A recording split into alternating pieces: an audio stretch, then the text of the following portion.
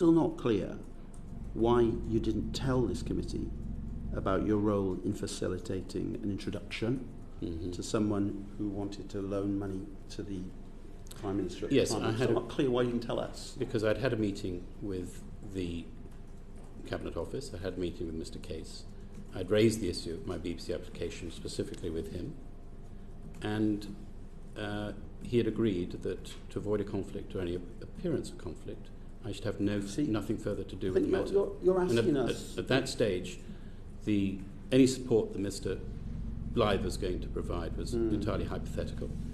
And I took comfort from that discussion I had with Mr. I've heard Case. your answer, Mr. Sharp, which you said earlier on, and quite frankly, I don't think it's good enough, to be honest with you, in relation to what was expected of you as a candidate. I know you said you were scrupulous in the way you went about this appointment, but if you actually read the questionnaire that you filled in before you appeared before the Select Committee, if you actually read the rules in relation to what you should declare in front of an appointments panel and so on, the fact that, well, let me put it to you this way. You're asking us to empathise, I think, a little bit with the process you went through. How about trying to empathise with somebody who's a member of the Select Committee, whose constitutional duty it is to examine somebody who's being appointed as chair of the BBC for two reasons. One, as to their competence to do the job, and secondly, as to their ability to do that job independently with full disclosure of any information that might call that into question. And you were probed quite deeply at the time about your connections, previous political connections and donations, and the committee, despite that, was able to recommend that you did cross, you were above the line and you were appointable to this particular position, but you hadn't disclosed to us in full the potential conflict of interest that you were required to disclose by the rules, that you knew very well you were required to disclose, which might have called into question and at least should have been available to the committee to consider in relation to your potential independence as BBC chair. Isn't that an absolutely fair observation? I had raised the issue of my candidature with Mr. Case. I know that. And I raised it with Mr. I'm asking yourself to put yourself in our shoes for a moment. Yes. If you were sitting on this committee, wouldn't you be just a little bit disgruntled, so I put it that way, about the fact that when you appeared before the committee, you chose not to tell us about this? Well, look, I think one of the reasons why I'm welcoming this opportunity is because there's been a lot of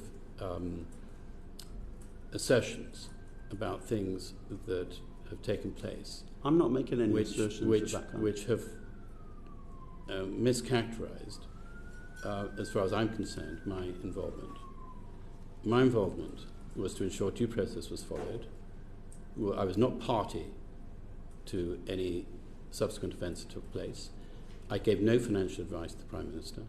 I gave no financial advice to Mr. Blyth. Well, look, we're going over old ground, but I'm not asking you that, am I? I'm asking you to put yourself in our position for a moment, in our role in this matter.